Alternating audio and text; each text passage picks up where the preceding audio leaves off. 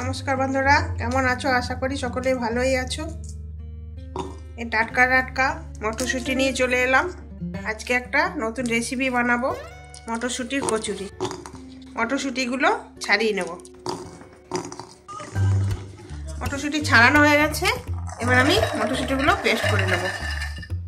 দুটো লঙ্কা দিয়ে দেবো, সামান্য আদা দিয়ে দেবো, নুন দিয়ে দেবো, সামান্য জিরের গুঁড়ো, সামান্য হলুদ দিয়ে ভালো করে পেস্ট করে নেব। পেস্ট হয়ে গেছে, এবার একটা পাত্রে নামিয়ে নিচ্ছি।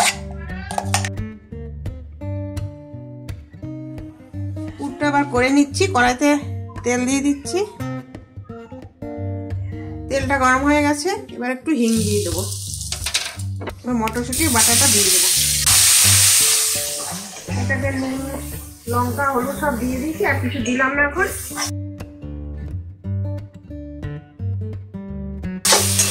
একটু টান টান করে একটু শুকিয়ে নেবো। পুরটা আমার হয়ে গেছে, শুকিয়ে গেছে, এবার আমি তুলে নেব। আটাটা আবার মেখে নিচ্ছি। এখানে অর্ধেকটা আটা আর অর্ধেকটা ময়দা দিয়েছি। আপনারা শুধু আটা বা শুধু ময়দা দিয়েও করতে পারেন। নুন দিয়ে দিচ্ছি, সামান্য চিনি দিয়ে দেবো, সামান্য সাদা তেল দিয়ে দেবো, দিয়ে ভালো করে মেখে নেব। এবার অল্প অল্প জল দিয়ে আটাটা মেখে নেব।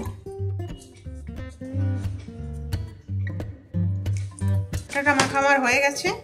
এবার 15 মিনিটের জন্য রেস্টে রাখবো। 15 মিনিট হয়ে গেছে, এবার আমি লিচিগুলোকে তৈরি করে নেব। লুচির থেকে একটু বড় করব। লিচিগুলো আমার হয়ে গেছে, এবার আমি পুর ভরে নেব। এইভাবে একটু গোল করে নেব।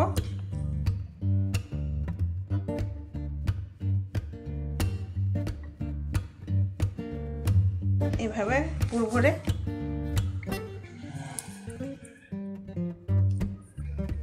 সব লিচিগুলো এইভাবে পুর ভরে নেব। লিচিগুলো আমার সব হয়ে গেছে, এবার আমি বেলে নেব। সামান্য তেল দিয়ে এইভাবে সব বেলে নেব। কড়াইতে তেল দিয়ে দিচ্ছি, তেলটা গরম হয়ে গেছে, এবার কচুরিগুলো ভেজে নেব।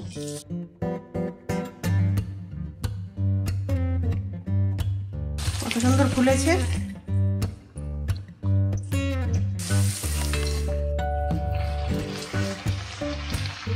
ফুলকো ফুলকো কচুরি। আমার কচুরি ভাজা হয়ে গেছে, দেখুন ভিতরটা কত সুন্দর হয়েছে।